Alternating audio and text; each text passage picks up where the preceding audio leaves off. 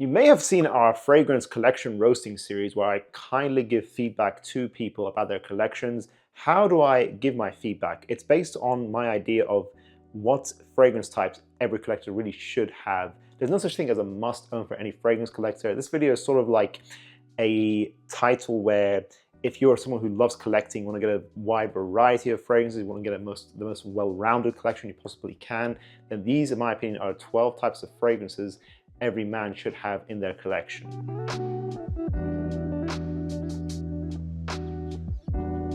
We have a foundational 5 in today's video and then an additional 7 that will complete the 12 different types. And throughout this video, we're going to be referring to our own brand, Atrium, where actually I think some of our own creations fit into certain slots. Let's begin. Fragrance number 1, I think everyone should have in their collection. When you're a collector, you're starting off, you need to have a versatile fragrance that works in the day and the night in all 4 seasons. That's just because that's just the most useful fragrance to have to start off with. This gives you a strong foundation. It doesn't really make sense to have a really polarizing, very limited wearability fragrance as your first scent you pick up. Most people don't pick up those kind of fragrances. You want something fresh, something clean. That's what people like the most. This is a great example of something like this that I think people are sleeping on. And that's right, it's Dior Sauvage, but the Parfum concentration. Mandarin, sandalwood, smooth, shower gel, ambroxan base. I know ambroxan can be an annoying molecule, can be quite synthetic, but done rightly, like in this creation here, it's very nice, very mass appealing, sexy, woody.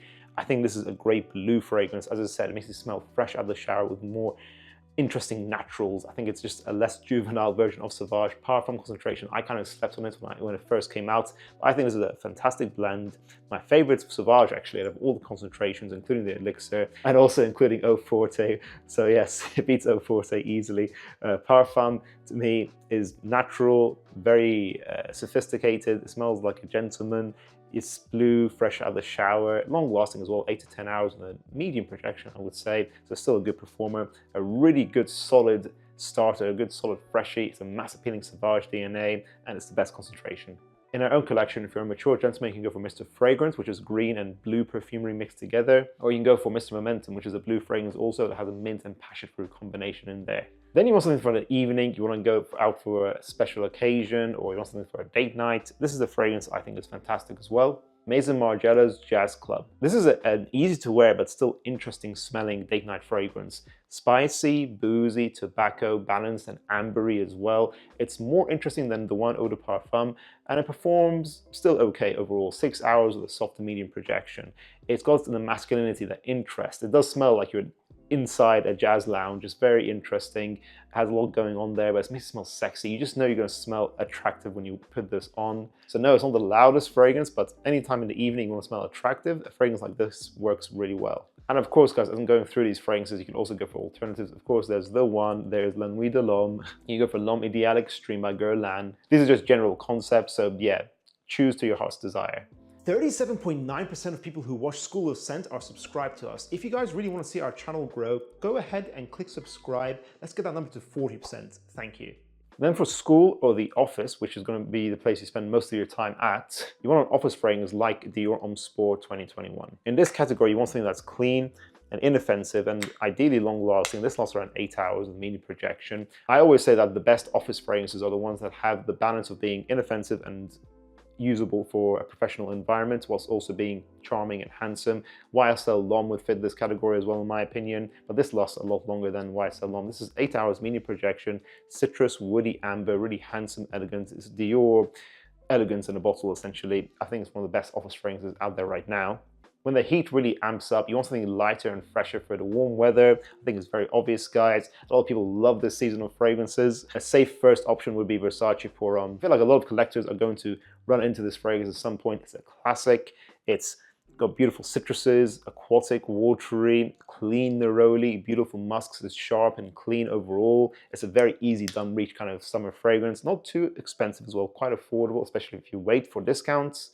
I get around 4 to 6 hours of my fragrance, so over apply with this. It's one of those fragrances you can get at 200 ml and you won't feel bad about it because you can just spray to your heart's content. Very inoffensive, clean, and very handsome. This is a quintessential spring and summertime fragrance. You want something that's uplifting, bright, fresh. It's not going to offend you in the hot weather, you know, and when you have really high heat around you, you can just feel so annoyed. You don't even want to wear a fragrance. You need something light, get the job done. So this is it, Versace Pour Homme.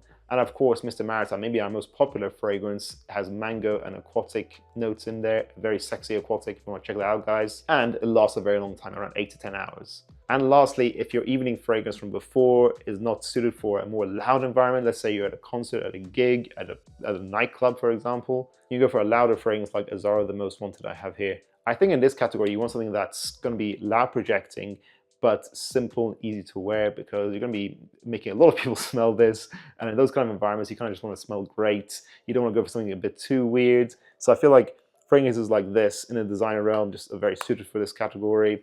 The most wanted is ambery, toffee, woody, very attractive. I got some fantastic compliments with this fragrance, and it lasts around 8 to 10 hours with a loud projection. So it's simple, but gets the job done. One of the best modern clubbing fragrances out there. So that completes the foundational 5. That's how Atrium is set up as well. I think every collector should have those first 5, but then obviously you carry on collecting because we are addicts. We have to carry on buying more and more fragrances. There's so much to choose from. The internet exists. There's so much information. Where do you take your collection from here? Usually in these first 5, people don't have certain notes in their collection. I think are a category into themselves. And I will say one of those interesting notes is leather. Leather is a bit animalic, smoky, and it smells like leather, of course. It can really expand your horizon, your palette for fragrances, and really puts you out of your comfort zone a bit, which I think is good as a collector. One of those fragrances could be Dior's Fahrenheit. This is a leather-based violet leaf fragrance. It smells a bit fiery, like petroleum, like the bottle looks. It's really iconic. I think it's still a masterpiece, still a 10 out of 10 in my opinion. A little bit green, fiery, leathery, musky, woody, timelessly handsome, distinct. I think both a CEO can rock this and a leather jacket wearing kind of guy could rock this also. It's got that kind of intense masculinity that as long as you rock it well, doesn't matter who you are, you can pull it off really great. Then after that, I will say most people will not have a gourmand in their foundational 5. Gourmand fragrances are perfumes that smell edible, which again is putting you a little bit out of your comfort zone, expanding your horizon. Wearing an edible smelling fragrance can be a bit tricky. I personally don't like gourmands that much, but I do have one here that I think is fantastic. It's probably my favorite gourmand still to this day. And that is Mancera's Amore Caffè. This smells like an affogato ice cream coffee dessert. Think ice cream, brown sugar, coffee, tiramisu, amaretto liqueur. It smells a bit boozy, ambery, really edible, sexy coffee in here. Beautiful scent, really nicely balanced. I was shocked by how amazingly well done Mancera made this creation. Gourmands can be a bit impractical to wear. That's the main reason I don't like them. It can be a bit synthetic. Most of the times they're not using naturals to make these edible ideas. Like chocolate is not a natural note as far as I can tell. So you kind of have to synthetically recreate these ideas through accords as far as I can tell. This is still quite useful to wear as an evening scent in general. Unisex, you can wear it for a date night. 8 hours longevity with a soft projection. I think it's just a beautiful, creative scent. Gourmands are quite interesting as a note family, so I think you guys should check them out. Then we have the note of oud. And oud itself, again, could be like an industry in itself. Like it became more popular in the West recently, and you have oud in the names of fragrances, oud here, oud there. Most fragrances on the market, as far as I can tell, are synthetic oud, which makes them a little more affordable. I think as a beginner, you're probably going to go for a synthetic oud accord anyways. I don't think there's anything wrong with that. I think work your way up, because oud can be challenging, especially the real stuff. I think this is a fantastic beginner oud scent, and that is Gucci Intense Oud. This is sandalwood, incense, sharp, ambery, synthetic oud, but really attractive, really beautifully done. Creates one of the nicest scent trails you can experience. It's more of a cold weather fragrance, of course, but I think with oud it can be very intense. I think this kind of introduces you to that intensity. It smells a bit Middle Eastern, even though Gucci, of course, is an Italian brand. So it gives you that introductory Western oud fragrance that still smells really attractive. Like this and Oud Wood are the 2 classics you can go for as your beginner oud scent, but this is probably a bit more affordable if you can find it at discounters, of course. Now, I know I've already mentioned a Mancera fragrance here, but actually I think most people, after they collect their first 5 fragrances, they eventually want to collect niche. Now, when you're going to start into niche should really mean that it's a fragrance that's quite polarizing. That's not always the case nowadays, but niche should be a bit more of an interesting take in your collection, something that's a bit more challenging. But I will say go for an enjoyable, mass appealing niche as your first in your collection. A lot of people go for Leighton or Aventus, quite easy niche fragrances. I don't sleep on this. I think a lot of people don't appreciate this fragrance enough, and that's Blazing Mr Sam by Penhaligon. One of the easiest fragrances in the Penhaligon's brand.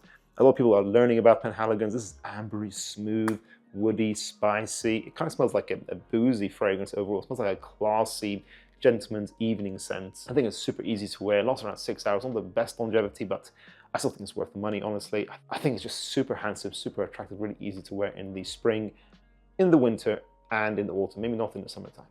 Then I will say go for a challenging niche fragrance. Eventually you want to do this because you just find really interesting ideas out there that really speak to your soul. So I will say go for a niche fragrance that speaks to your soul, speaks to your personality. A fragrance that truly is niche and is kind of polarizing, but it kind of leaves a cool fragrance in your collection that I feel like is for the big guns, when you really want to bring the big guns out. Something that really speaks to you. So for me, this fragrance is not for everyone, but I really love this. That is, of course, Xerjoff's Tony Iommi Deified. I wasn't the biggest fan of Monkey Special, though I think it's a solid fragrance, but this is just more up my street. It's a bit more balanced. Rose, spicy patchouli, leather, green apple, super sexy, interesting, just a really strong statement maker of a signature. You don't wear this in the summertime, definitely not. I think it'll be quite tricky, although maybe you can if you're light on the trigger, but I just think this is one of the best signature fragrances out there. It's not for everyone. It's dark, it's intense, but I still think I can wear this in the daytime personally. I think it's fantastic. It's got fantastic naturals and really great performance as well. 12 hours with a loud projection, I would say. And then I'll finish up this video with 2 slots for Middle Eastern fragrances. There are Cologne Middle Eastern fragrances, which are getting a lot of hype these days. And then there are the original creation Middle Eastern fragrances that are very much from a different culture.